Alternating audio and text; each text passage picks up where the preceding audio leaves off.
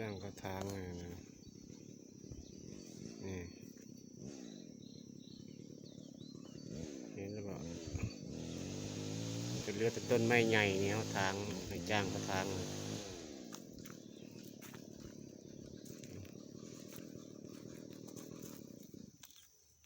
ดีเห็นว่าเห็นตรงนั้นคนนี้เลยเก็บจูดกองจูดเนาะ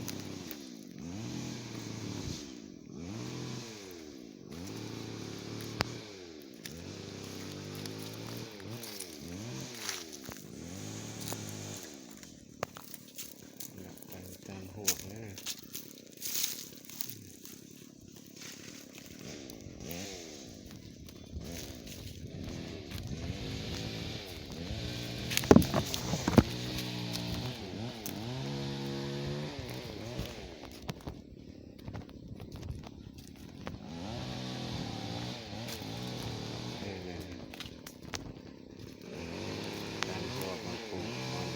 ลักหัวเลย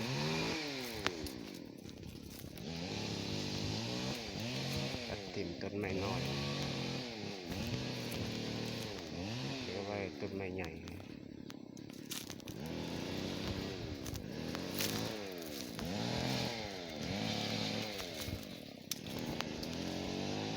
แกน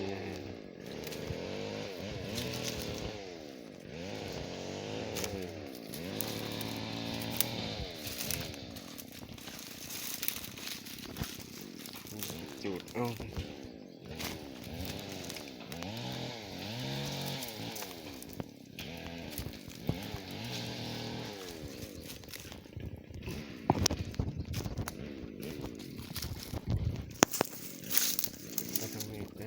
มีต้นน้ำ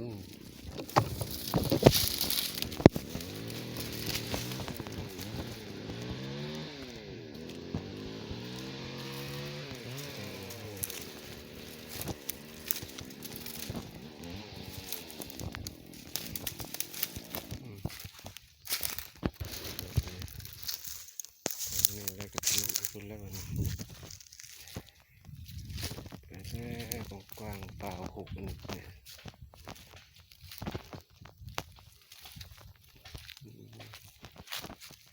หลอกกันนะนี่ถ่ายไปเครื่องตัดเนาะ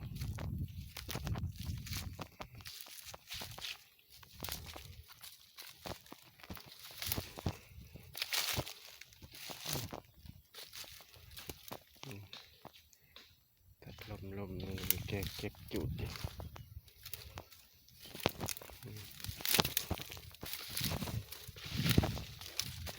ตรงนี้แล้วไปนี่ฟันแปน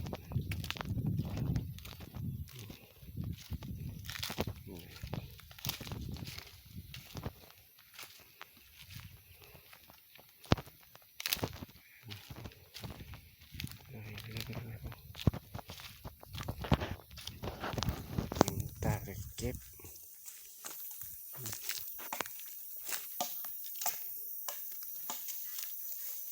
ไปจ้างรถจะบอกเมนนะมาฟันให้ตัดนะ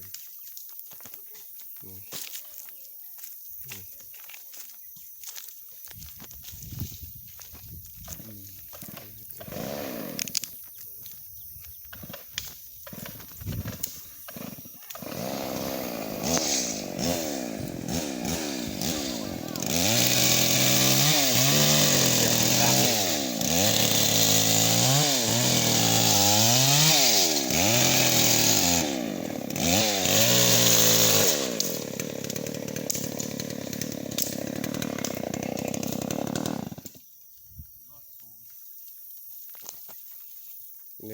โก้เลยสำลักให้มันแป้นเลย